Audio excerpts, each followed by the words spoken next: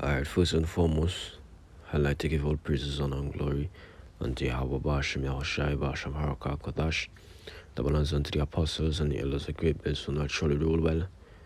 Peace and blessings unto the Akim, to the four corners of this world that push this gospel, in truth and in sincerity and with all religions. This is the Brother Matanaya from the GMS Trinidad Camp West, coming through the Spirit and the power of the Lord once again to do another lesson to edify the Lord's flock.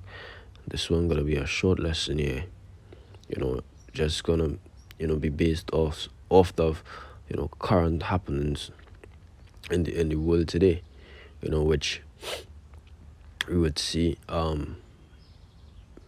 which we would be witnessing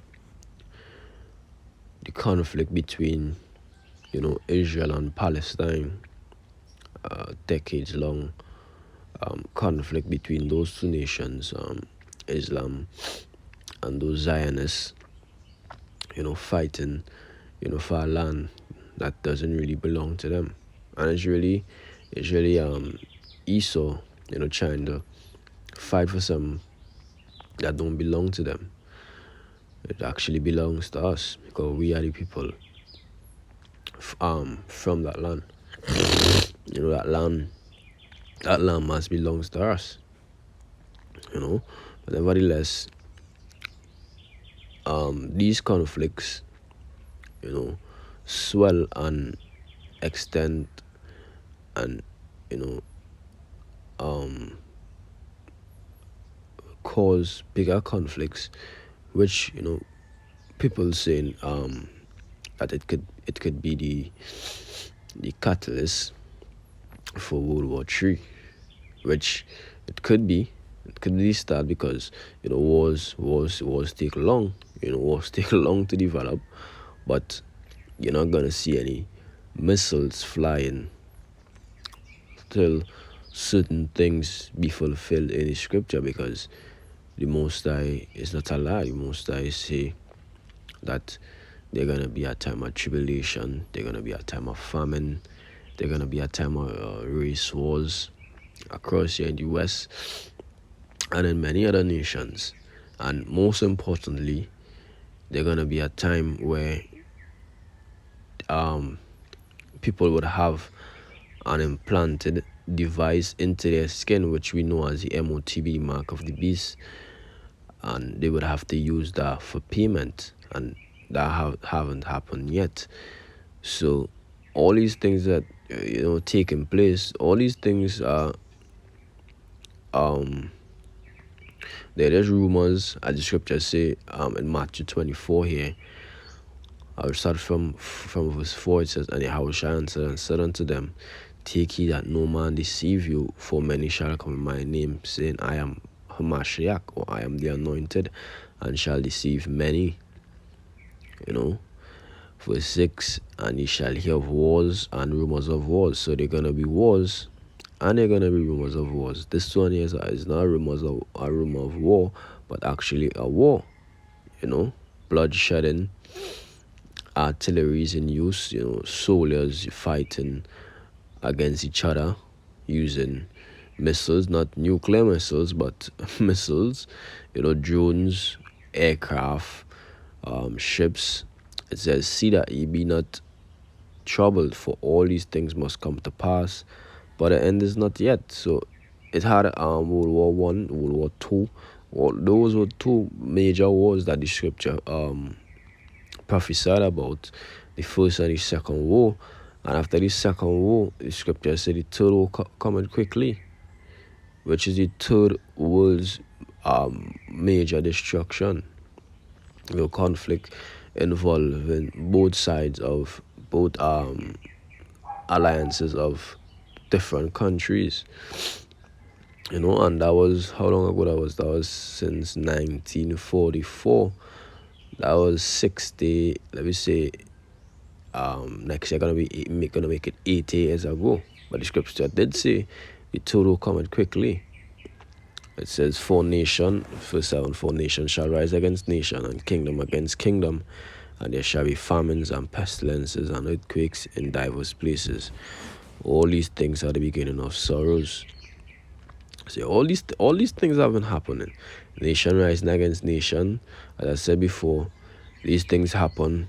World War I, World War II, Cold War. You know, the time where America was invading these Middle Eastern countries, Libya, Iraq, Afghanistan. So these things been happening, but what ain't happened yet? What ain't happened yet is the Great Tribulation, or the time of Jacob's trouble, and the push for the MOTV.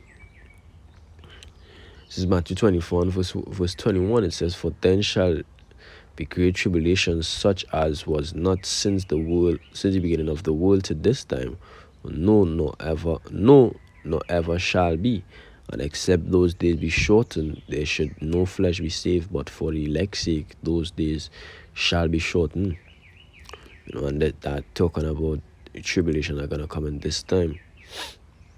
There's Revelation, I believe it's 3, and verse 10. Let's see, let me check 2 first. I'll read 2 and 10, then I'll read 3 and 10. It says, fear none of those things which thou shalt suffer. Behold, the devil shall cast some of you into prison, that ye may be tried, and ye shall have tribulation 10 days. Be thou faithful unto death, and I will give thee a crown of life. And this is not speaking about the spiritual entity Satan. He is not the devil that gonna cast us into prison. It's actually talking about physical prison, like these prisons, or not actually these prisons, but actually concentration camps, which is a prison that he may be tried. How are we gonna be tried? We're gonna be tempted to take the MOTV. We're gonna be tempted to denounce our faith. We're gonna be tempted to go against the Most High, and that not gonna be mental temptation or Satan tempting us in our head, but actually they're gonna try to torture us. They're gonna try to threaten us. Esau, I'm speaking about. They're gonna try to threaten us. They're gonna try to torture us to give in or to bow the knee to Baal. But what the Lord told Elijah, he have 7,000 men reserved that will not bow the knee to Baal, that have not bowed the knee to Baal. So the Lord gonna put our spirit upon his men. Some of them, the spirit to go down, fighting unto death, to be martyrs, and some of them are to be risen up as a standard against Esau.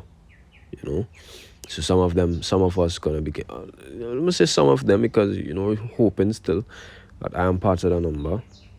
I know you're gonna give some of the that spiritual power, to fight back, and some just may have to die for the cause.